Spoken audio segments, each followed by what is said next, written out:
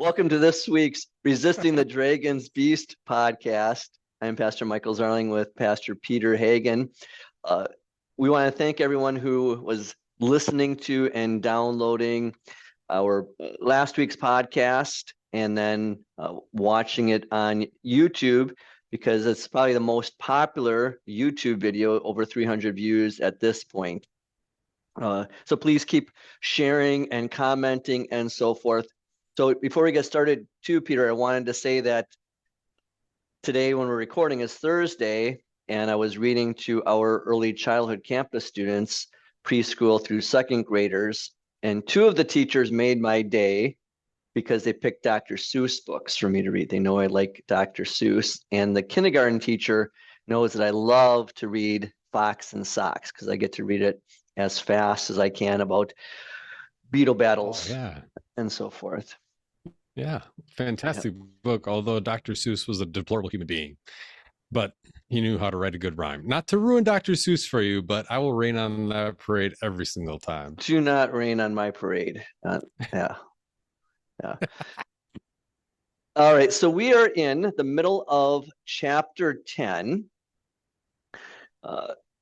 page 187. The subtitle, Surrendering Rights in Exchange for Security. Before we get into that page, Peter, what is the difference between a monarchy, a tyranny, communism, democracy, and a democratic republic? Oh, man. So what is a monarchy? Yeah, we'll break all this down. Monarchy is generally described as a familial succession, like from parent to child. And so Henry VIII has to have a son so that son can then be on the throne. And he had to, work with four different women and create his own church in order to get a son. I don't even remember if he got a male heir or not. But monarchy is the people at the top are the ruling family. As opposed to dictatorship, the way we typically describe that is that the dictatorship usually has the flavor of military power.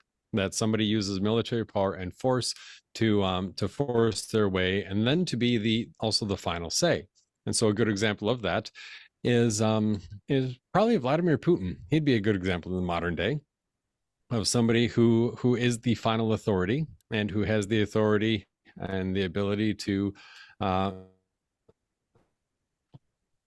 of a hotel window, no matter where you happen to be living at the time. When we're talking about then like communism is an economic system that usually takes on a political system that portrays itself as something democratic. But it's as democratic as the dictatorship in Iraq when Saddam Hussein was reelected in Iraq, and he was elected with 99% of the vote. We all know that wasn't an actual vote. When we're talking about communism and we're talking about the politics, the political side, the political organization that goes along with it, it is usually some form of democracy that often degrades into some form of a dictatorship. We see that especially with Joseph Stalin. He was a dictator, and ostensibly there was some people voting to agree with whatever he did, but they didn't really have a choice. And then finally, when we get a democracy, is where everybody has a voice. We don't live in a democracy. We live in a representative democracy, or a republic, where a republic has a smaller number of people. It's not an oligarchy, although it often degrades into an oligarchy, which is the rule by few. A republic is supposed to be representative rule, where one person represents the voice of 100 people or 1,000 people or 10,000 people or something like that. So then and that can take on various shades of implementation, I suppose. But a democratic republic, then, as we have it in our Constitution, is that we operate on the voting level, on personal level, as a democracy, where it isn't based on your family and whether you are a lord or a vassal or anything like that, but that each person has a vote, and that we vote in people who then represent us in the government, and then the different branches of the government balance each other out in our system.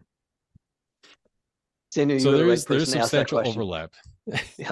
Yeah, there's substantial overlap, but it can be helpful to distinguish between economic systems and political systems. And you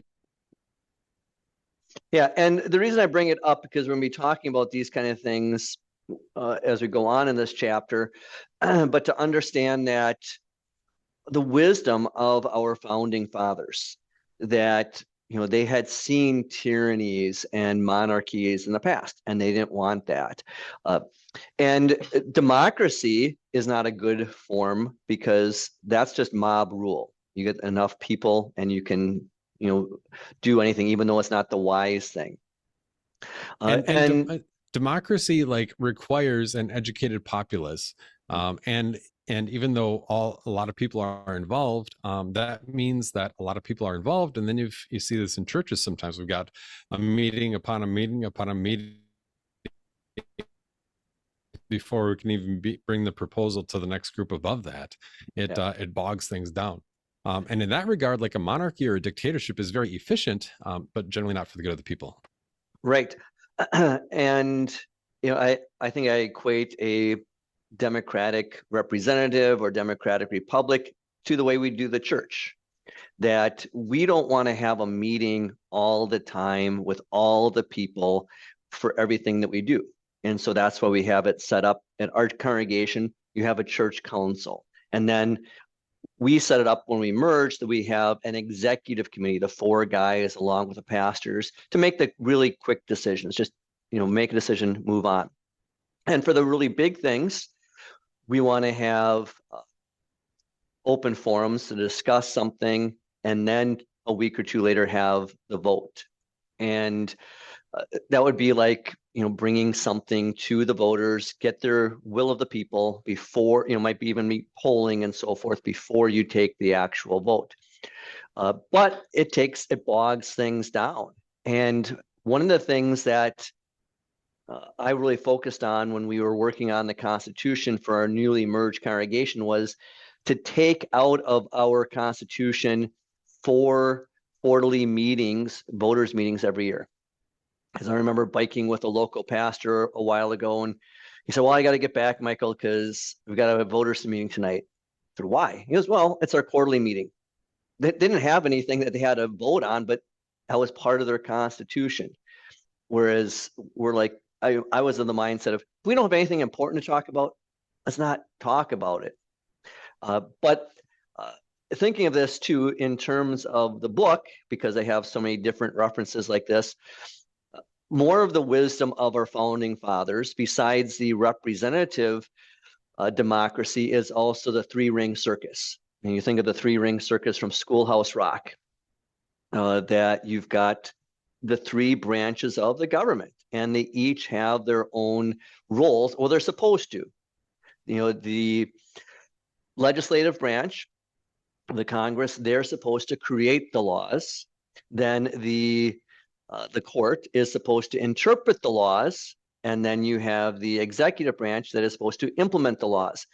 But you can see as you study history that we have gotten more and more away from that, and you see the executive branch creating laws through mandates. You have the courts legislating from the bench, and then you see the legislative branch not doing anything, and you see things breaking down, and then it will always become more tyrannical. We'll see that with one of the quotes from Thomas Jefferson. Anything more on that, Peter? There is a fascinating case before the Supreme Court right now. I don't remember the names. I don't remember all the details, but the gist of it is, and there's a lot of people who have jumped in on both sides, filing some amici briefs, however you say that. That is basically a test case on to what degree do government agencies have the ability to create rules and regulations for within their agency's purview. And so, whether that is the EPA, the DNR, the Bureau of Land Management, the Bureau of Alcohol, Tobacco, and Firearms, the DEA, a lot of these people, a lot of these groups that are supposed to be the subject matter experts on that area, but then they can define things within that area, which, you know, at first we're like, oh, let the experts handle it.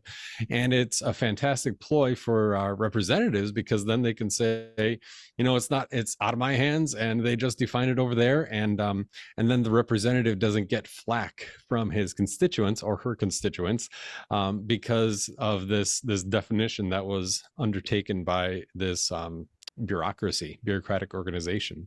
And the case before the Supreme Court is going to test, and it'll be really interesting, especially from the conservative justices, how far they want to take this. For instance, one of the things that has come up regularly over the last few years is elements of a firearm, like what constitutes a firearm. And the ATF wanted to say that if you possess anything that is part of a firearm, that constitutes a firearm. And then if you have it, it demonstrates constructive intent. So if you're a hunter, a sport shooter who needs a spring for your firearm, and you have a spring in your cabinet at home, well, that they could say constitutes a firearm, and then you cannot bring it across state lines or transfer it to somebody else without going through their paperwork. So there are a lot of implications on this, and we'll hear from them when they rule on it at the end of this session, which would be in June. And what it comes down to is that for a long time, our House of Representatives has not actually been making laws on and writing laws and debating laws on some of these things, but rather just kicking it over to the whatever bureaucratic organization is in charge of that area. And then they can say, not my circus, not my monkeys, not my problem. It's over there. And they can still get reelected and not have to worry about it. Yeah. So more about that at another time. Yeah, a couple things on that. I'm sure, Peter, all of us, me included, all of our listeners, we're all going to be waiting with bated breath for that Supreme Court ruling, just like you are. And then, talking was about that sarcasm? Yes, I'm sure it was. Okay. And then, like you were saying, of just passing it off to these different organizations, isn't that exactly what President Biden did in 2021? I don't remember the government group, that he tasked with saying, all right, now you have to enforce this with businesses, that the employees of a business of 100 employees or more have to get the COVID vax. But he knew it was illegal for him and the federal government to do it. And so, like you said, he tasked a smaller group to do this. And that's kind of the frustrating part when we talk about different forms of government. Not to go too far down this, but I'll have this part and then be done on that. Is we look at Russia and we say, oh, it's a dictatorship with a rubber stamp Congress, and then all these Russian oligarchs who are billionaires from skimming off the top of all the federal monies and misusing them to buy their yachts and go around the world. And so you look at it, it's a dictatorship, but it's an oligarchy. And to a certain extent, we have a similar arrangement here, where the lobbyists, the 10 richest counties in the nation are surrounding Washington, D.C. That tells me that these lobbyists and these companies and these organizations are really funneling a lot of money to try to get laws that are favorable to them. Look, if you want to go down that rabbit hole, just look up Intuit, people who make TurboTax, and how everybody else in the world can just call the government and say here, and the government will tell you, here's what you owe, and then you pay a check. And you and we have to pay $30, $70 tax software if you want the cheap route. And then you tell the government what you owe, and then they're like, no, actually you owe this. And you're like, you knew all this time exactly what I owe for taxes. But that's because of lobbying. And in that regard, then the government also derives some benefit from private organizations, because they can say, well, we didn't restrict your right to free speech. We just told Twitter to restrict how far this got shared. We told Facebook to, but that's a private organization. No, they were operating at the behest of the government. And so it's a way of saying we are giving you your right to speak in the public square, but then going around and working with the businesses, which is oligarchy, ruled by a few, in order to restrict those rights in a practical way and say it's just a business decision. Yeah. Did you know that this chapter is going to be so much of a rant? Well, I knew I would get you on a rant just by asking that first question. But all of this ranting, it's really leading up to this question of what does it mean that in America we are a nation of people ruled by the consent of the governed? So I'll let you answer that one, Peter, in a moment. So what does it mean that we are a country that is ruled by the consent of the government, governed, not the government, the governed? Because my answer is the founding fathers did not want a few people making the rules for the many, just making those decisions. One of the things that I believe that we have forgotten as Christian citizens, and I think it's also true of us as pastors, we have forgotten that we are the government, that the government serves us. God says that through the Apostle Paul in Romans 13. The government is God's servant for our good. They are to serve us. But we have come into the mindset over years that we are serving the government. And that's totally wrong. And that's why I think this book and these podcasts and so forth are so important to help correct us and then turn us around to get us back to that idea: the government serves us at the will of the governed. Now, go ahead, Peter.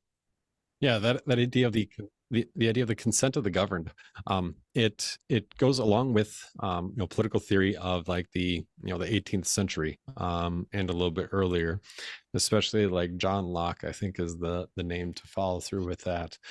That the consent of the governed means that and they are choosing a particular form of government, that it isn't chosen by the force of those who have the force of the army behind them, and it's not chosen by the force of those who have lords and ladies and titles to their names. It's chosen by the consent of the governed, that the people are actually choosing this. And that dovetails together with the American concept of a personal right. Like the Bill of Rights are rights that are preserved from the government, reserved to the people. And what we don't talk about as much, and maybe we should, at least in an ethical sense, not necessarily in a constitutional sense, is that with the right comes the responsibility. What is that? Spider-Man, with great power comes great responsibility. Yes, very good, Uncle Ben. There you go. With rights comes responsibility. And maybe we are lazy enough that if somebody will say, well, I'll take care of your responsibilities for you, then and you can just keep your right. That doesn't actually work in practice. If somebody is like, well, I'll speak up on your behalf, and you don't have a freedom to speak on your behalf. Actually, you do, and you have a responsibility to speak up. That the whole idea of our government as it is constituted is based on an informed and educated citizenry that is involved in the government. That if the people, the governed, aren't mentally plugged into what's actually going on, what are the issues, then they will not participate. And then the idea, that the government rules with the consent of the governed can't actually be carried out in practice, because the people don't even know enough to consent to whatever government is being exercised. Yeah, and to this too, I think it's important for us to remember that when the government is not following this founding document of the consent of the governed, then they are going against our founding and highest document. And so that's important for us as Christian citizens and as pastors. I quote Thomas Jefferson in the middle of page 188. He says, whenever any form of government becomes destructive of these ends, life, liberty, and the pursuit of happiness. It is the right of the people to abolish or alter it and to institute new government. It's pretty strong. So when our government is not following the consent of the governed, then he's saying we need to abolish that government and start over, because that's exactly what they did. It's important for us to remember we are citizens. We are not subjects. And that's why I started this discussion with a monarchy and a tyranny and so forth, because then we are subjects. But that's not us in America. God bless the founding fathers with a certain amount of wisdom to do something that had never been done in the history of the world, a representative democracy in this grand experiment of the United States of America, to try something brand new and to show that we are not those subjects. And then also having this crazy idea that all of us as American citizens are created equal. Yeah, and that sentence on page 188 from the Declaration of Independence, if you haven't read that, in the last year, you should reread it every 4th of July, so you at least understand what it is that Jefferson and the other guys were writing. But also, the entire Declaration is it basically condenses their political philosophy, and they don't abandon that when they set about to forming a constitution 15 to 18 years later. That is still involved as part of their thinking. And so I say, if you need a reading recommendation this week, try the Declaration of Independence. There you go. And then on page 189, I quote from Numbers 14. So the people are grumbling, and they say, if only we had died in the land of Egypt, if only we had died in this wilderness. Why is the Lord bringing us to this land to fall by the sword? Our wives and our children will be taken as captives. Wouldn't it be better for us to return to Egypt? So they said to one another, let's put someone in charge and return to Egypt. Who's going to give us meat to eat? We remember the fish we ate in Egypt free of charge, the cucumbers, the melons, the leeks, the onions, and the garlic. But now our lives are wasting away. We have nothing at all to look at except this manna. So you kind of touched on this a little bit, Peter, with your quote of Uncle Ben to Peter Parker with great response with what was it now? Great power. Oh, sorry. Thank you. Oh, I feel so bad. Yeah, with great power come great responsibility. Why is freedom so hard? Oh, yeah. That's a good question. Freedom, because, part of it is that we understand freedom, that we exercise freedom for ourselves, that we have to be the ones who exercise it. And yet the exercising of that freedom will have benefit, or ought to have benefit, for our neighbor. That generally the American concept of freedom is, this is what I have and you cannot infringe upon my rights in this particular area, whereas the approach and understanding of Christian freedom is the reverse of that I am now free to serve my neighbor, that I have an obligation of love to my neighbor, and that I have been set free from the obligation of the law to demonstrate love for my neighbor. Of freedom is difficult to maintain because we have the responsibility of exercising that freedom, and too often we think too highly of human nature, and we want to attribute good motives to other people and say, well, it's not that bad and it's not a big deal and it's just this once, and what it is we're lazy enough to acquiesce and say, you know what, it's not my circus, not my problem. I'm not going to worry about that today. And it would be very easy, and in some regards we are there, depending on which one of the 10 First Amendment, 10 amendments in the Bill of Rights you're talking about, but it'd be very easy to end up with a what we call a paper right, and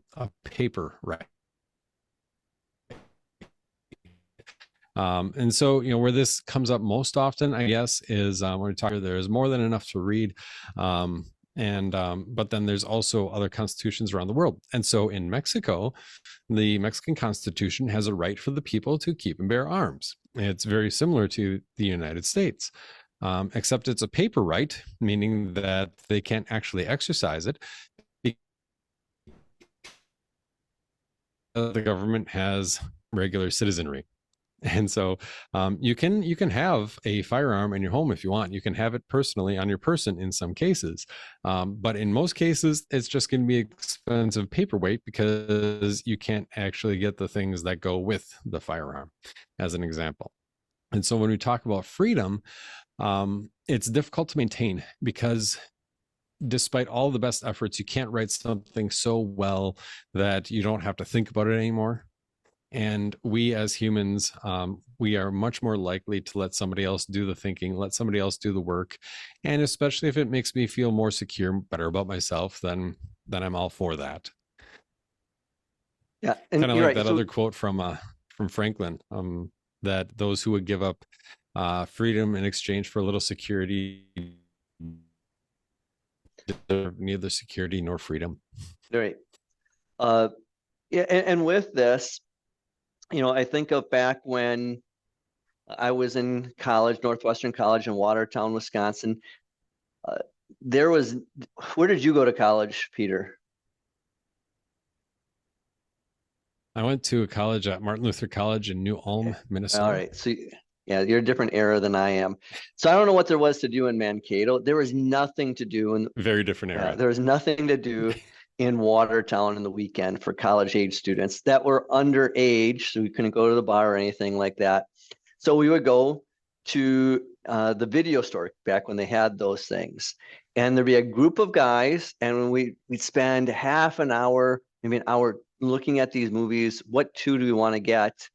And we could never decide on what to do because we had our freedom to choose whatever movies we wanted, but we ended up watching like the Blues Brothers or Ghostbusters, things we've seen a dozen times before this because we knew they were good and we couldn't never decide. Or if you get a group of people together, what kind of ice cream do we want to get? I would like something with peanut butter or Oreos and chocolate and so forth. But someone else, like my girls and my wife, they all know that they'll get mint because I won't eat anything with mint. My daughter Abby asked the other day, there was a Shamrock shake and it looked really good. And I said, yeah, I'll get one of those if you can take the mint out. But what happens if you can only have one flavor of ice cream? You settle on vanilla because no one wants to, everyone's afraid of upsetting other people. We are afraid of imposing our freedoms on other people. Like you said, we don't want to be responsible. We prefer being told what to do. And it's important for us because we can be very naive as Christians that those who hate us, they have no problem restricting or removing our freedoms. Yeah. Yeah, go ahead. I was going to get into the bottom of page 189. Now, Peter, you've seen Shawshank Redemption, right? I have. All right. That's good. I was going to question other things about you if you hadn't seen Shawshank Redemption. Like I say in the bottom of the book. My life is complete. That's right. Like I say in the bottom of the page there that it was not a popular movie. It tanked at the box office, but now it's viewed as one of the top movies of all time. But in the movie, and I'll read from page 189, Brooks Hatlin had been in prison since 1909. After spending so many decades in prison, Brooks grew so accustomed to living on the inside that he didn't remember how the outside world worked. After being released on good behavior, Brooks had a very hard time readjusting to his new freedom. Brooks ended up writing a final letter to Andy and Red at the prison before committing suicide by hanging himself. The letter read in part, quote, "I have trouble sleeping at night. I have bad dreams like I'm falling. I wake up scared. Sometimes it takes me a while to remember where I am. Maybe I should get me a gun and rob the foodway so they'd send me home. I could shoot the manager while I was at it, sort of like a bonus. I guess I'm too old for that sort of nonsense anymore. I don't like it here. I'm tired of being afraid all the time. I'm decided not to stay. I doubt they'll kick up any fuss, not for an old crook like me. And so here is someone that feels trapped by his freedoms. And that's like the children of Israel. They were trapped by their freedom. They want to go back to their slavery, back to Egypt. Mm-hmm. Yeah, and not only that, but the children of Israel, they obviously have selective memories, and they don't like the idea of needing to trust in God versus sitting around pots of food, forgetting the fact that they were enslaved and dealing with the Egyptians. And in that regard, it's like whether it's choosing movie, choosing what to eat, anything that, if you want to draw from like gardening and planting as an example, there's this avenue of gardening design called permaculture, which basically tries to capture energy from the environment and then use it. And they say, the restrictions of the site will provide all the creativity that you need. And so, in other words, that if a site is a perfect site for planting a garden or food forest or raising chickens or anything like that, it is much more difficult to come up with an efficient design. But if you have a site that is constrained, where it's clay soil and only gets a little bit of sun and it gets really cold, and then you've got your constraints in place, then you can make a much more creative design. And in that regard, when we have freedom, we've got the freedom to do so. And it's discussions, like your book, that say, here are actually the box that we should be coloring in, and here's what we need to be focusing in, instead of just all sitting around and basking, oh, don't we have all this freedom, isn't this beautiful, but then not actually applying that freedom when it's on us to exercise that freedom. Yeah, and you touched on this in the beginning there about trusting in God or trusting in government. That's important for us to understand, that we have two institutions that we're going to trust in, either God or God who created, or the government, which is created by God. And we are now a nation that mostly does not believe in God, and therefore it's a nation that is only going to trust in the government. Again, that's important for us to understand. So I quote Frederick Douglass here on page 190. So Peter, what does he mean when he says, the limits of tyrants are prescribed by the endurance of those whom they oppress? That's pretty good. Frederick Douglass, of course, he had been a slave, and then he earned his freedom and went on to fight against slavery and speak against it. That the limits of tyrants are prescribed by the endurance of those whom they oppress. If you think of it in terms of like the schoolyard bully, he can push around anybody. Just that there'll be some kid that will push him back or kick him back or something like that. That the tyrant, in a sense, uses force and is hides behind that force as a coward. And when somebody stands up to them, that's really, when has somebody had enough, that they stand up. When do you push back against the schoolyard bully? That the bully is going to stop when somebody actually stands up and says, you know what, I'm tired of this, I'm not going to take it anymore, and give some pushback. Yeah. And so the next part is we're going to talk about some of that pushback. And the first example is the Freedom Convoy. So in short, there was the Freedom Convoy in Canada that they were trying to hold the Canadian government to its own laws. So there's the Canadian Constitution that has a Charter of Rights that's, kind of analogous to the U.S. Bill of Rights. And these protesters believed that they had their rights removed. And so they were trying to be a curb to the government, holding the government accountable to their own laws. And so the truckers parked in downtown Ottawa, clogging roads and stopping traffic. And it was a peaceful protest. So, Peter, what are some things that we can learn from the Freedom Convoy? We lived in Ottawa for a couple of years, and I took our dog walking on many of those streets. What is interesting was that people, there's a group of people who are very influential, but generally overlooked in society. When you look at somebody who are the rich, the powerful, the influential, we think of Jeff Bezos and Elon Musk. We don't think of the guys and the women who are driving the trucks to get the fuel there or bringing the food or anything like that. But what they did was they protested in a peaceful way, and they said, you know what, this is too far. We need to have somebody stand up and say, the government doesn't actually have the right to require these things of us, and that it isn't an emergency. And the interesting thing is that Prime Minister Trudeau tried to have the Ottawa police come and arrest all these truckers. And by and large, the Ottawa police said no, that they weren't doing anything illegal and improper, until the Parliament then passed a new statute or an emergency declaration. I forget the exact terminology of what it was, where they then required that the streets be cleared. And it was kind of interesting, a couple of things there, that the Canadians stood up for what they believed in, that generally the truckers were of a somewhat more independent mindset than, perhaps other Canadians.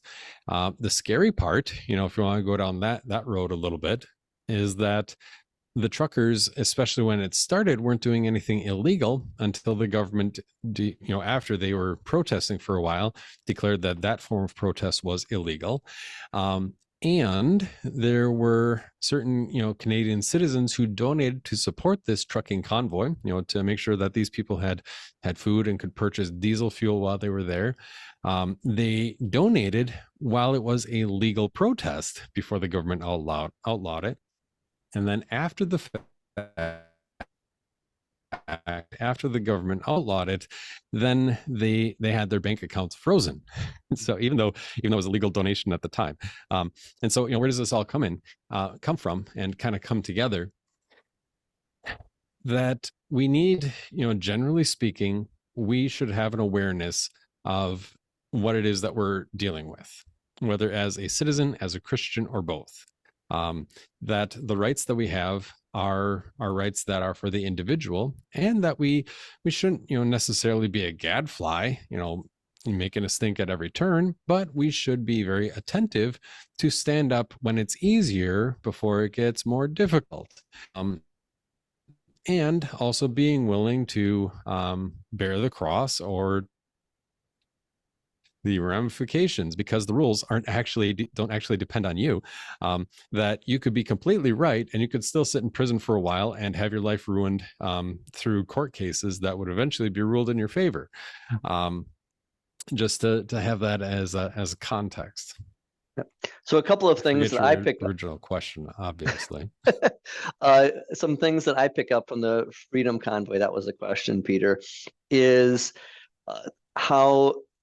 And this is the middle of page 191, Jason Kenney, the Premier of Alberta, Canada, announced that several of the COVID-19 restrictions and mandates would end quickly because of the Freedom Convoy. So then I asked the question, with how quickly those restrictions were lifted, did the science change or did the politics change?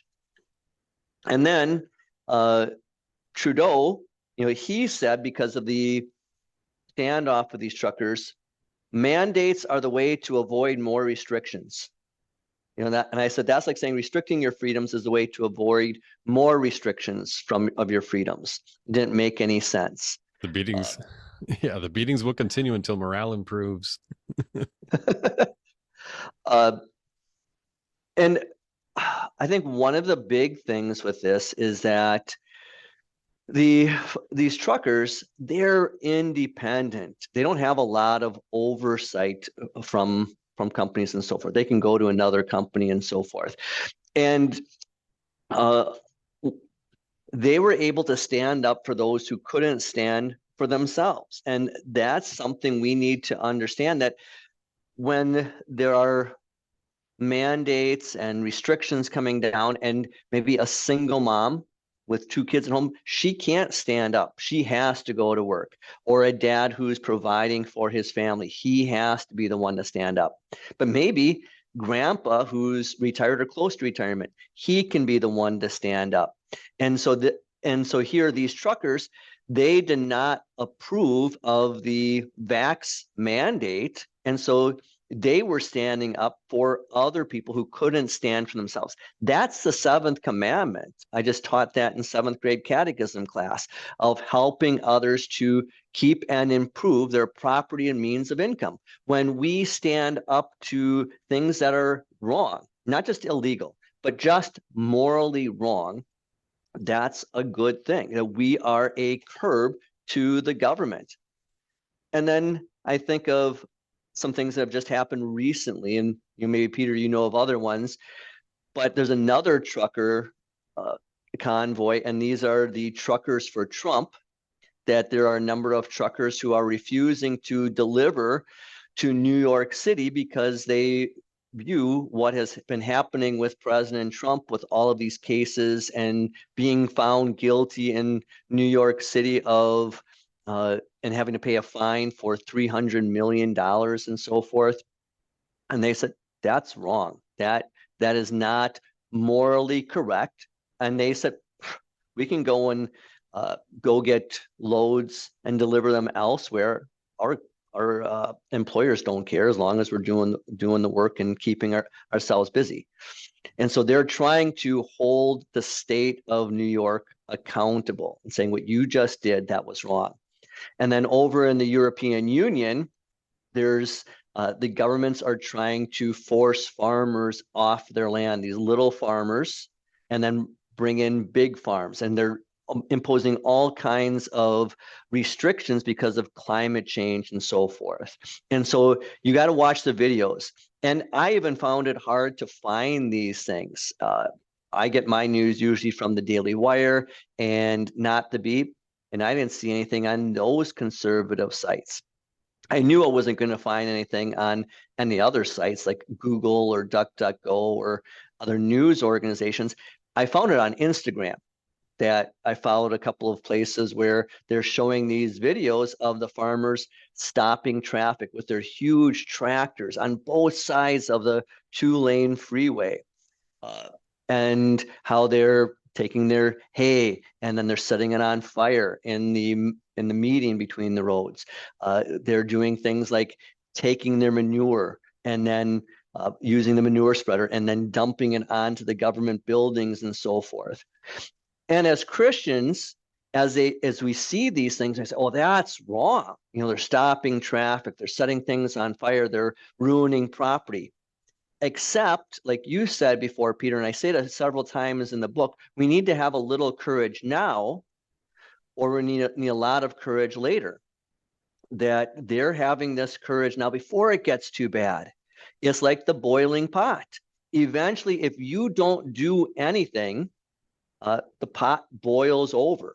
You leave that lid on long enough when you're cooking your noodles and so forth, eventually it just boils over. And now you've got a big issue. And it's the same thing here, that if we just let things go, eventually the government will become more tyrannical, or people are going to finally have enough. And then it's not going to be resistance, it will be revolt. And so what I see with the truckers and the Truckers for Trump, with the Freedom Convoy, with these farmers in the EU, they're all trying to resist now before it becomes revolt.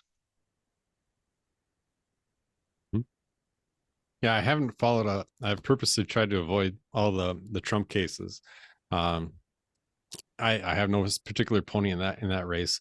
It would be interesting if that Truckers for Trump movement does gain any momentum, or if it just kind of fizzles out. Especially now that it sounds like Nikki Haley has dropped out of the race for the Republican nomination. And is that going to change things? Because now it is thrown into another court battle regarding, can somebody who was accused of some of these crimes even allow his name to stand on ballots in some of these cases. Yeah, I think From my I think they're perspective, mainly, yeah, I think they're mainly protesting that one specific court case in New York where he's fined $300 million for doing something that is totally legal. So, oh yeah, was that the one where he proposed his business assets and then he was given a loan from a bank yes, that looked at his assets and agreed with him? yep, Yeah. exactly. Okay. Yeah. The last question for this Carry episode on. is, yeah, should the government serve as the arbiter of truth? Should the government serve as the arbiter of truth, Peter? Why or why not? Oh, my heart. No. Oh, okay. Why not? Period. What the best they can offer is what is truth. That Hmm. the government doesn't exactly have a good track record of telling us what is truthful and what is not. It's truthful if you go back 30 years that it is healthy for you to eat between 6 and 11 servings of grains and pastas every day, and that is the way the food pyramid is shaped. That is the truth according to the government. But let's just flip that upside down now, because we're beginning to realize that maybe isn't the truth. That human reason, even at its best, can only grope about to try to come up with an idea that justifies its own reasoning. And yeah, I guess that's the bottom line, that they don't have the tools to come up with the truth. The best they can come up with is something that is a moral truth. But even then, it was President Obama and his executive order that changed the wording of Title IX to apply not to the sex of a person, but the gender of a person. And that was almost 15 years ago by this point. So I don't, I only trust one person for truth, and that's Jesus Christ, right? Exactly. Yeah. So a couple of things on this from my viewpoint is when you trust the government for the truth, that leads into those, well, the books that you and I talk about pretty often of George Orwell. Think of the Disinformation Board of 1984, and all of a sudden, well, there are three big nations in that book, and well, these two are at war, and then all of a sudden, oh no, we've never been at war with that nation. We've always been at war with this other nation. So they're just changing it.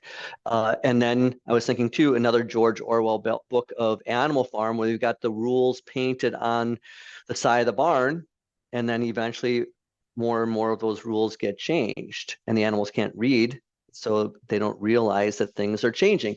But those were governments that were in charge, and they could just say what was the truth.